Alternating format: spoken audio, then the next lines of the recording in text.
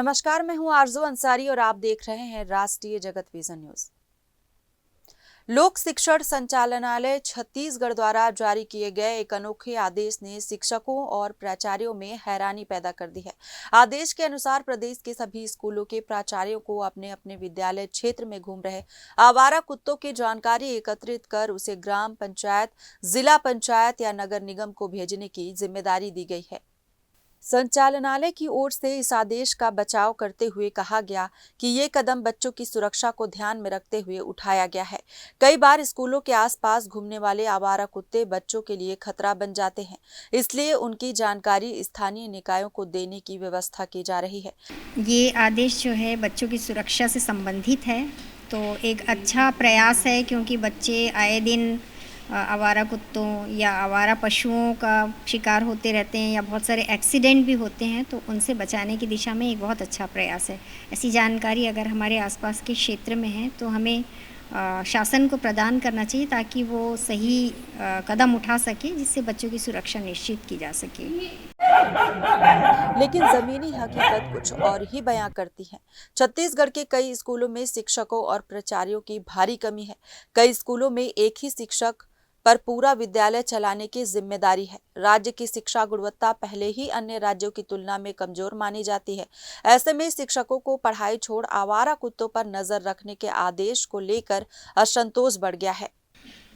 वैसे तो एक शासकीय सेवक होने के नाते शासन के जो भी आदेश आ रहे हैं उसको स्वीकार करना, उसका पालन करना हम लोगों का कर्तव्य है।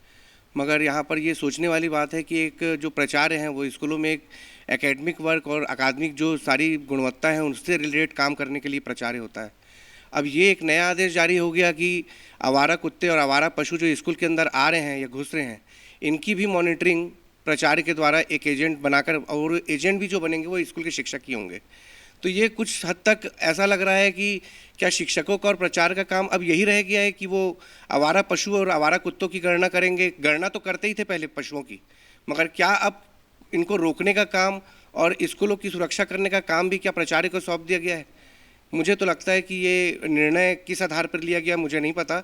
हमारे कई शिक्षक संघ और इन साथियों के द्वारा इसका बहुत ज़्यादा विरोध भी किया जा रहा है, और व्यक्तिगत तौर पर मुझे ये लगता है कि ये एक ऐसा निर्णय है कि जिससे निश्चित तौर पे प्राचार्य आंतरिक रूप से आहत होंगे। यहाँ क्या है मैडम, स्कूलों में काम तो बहुत बढ़ गया है, और उसके अलावा अगर अदर्स कोई काम करना पड़े या ध्यान रखना पड़े तो उसमें संभव नहीं लगता। खासकर हमारे जैसे जो सेजेस स्कूल है उसमें तो प्रति माह जो टेस्ट परीक्षा होता है और उसका वर्कलोड इतना ज़्यादा है कि हम लोग अपने सब्जेक्ट का कोर्स भी पूरा नहीं करवा पा रहे हैं। तो ये ज़्यादा संभव नहीं लगता कि ये सक्सेसफुल होगा करके, ये गलत ही लगता है मैडम, संभव नहीं लगता। अब इसके लिए जो अच्छी व्यवस्था हो सकती है वो करना चाहिए, ऐसा मेरा मानना है।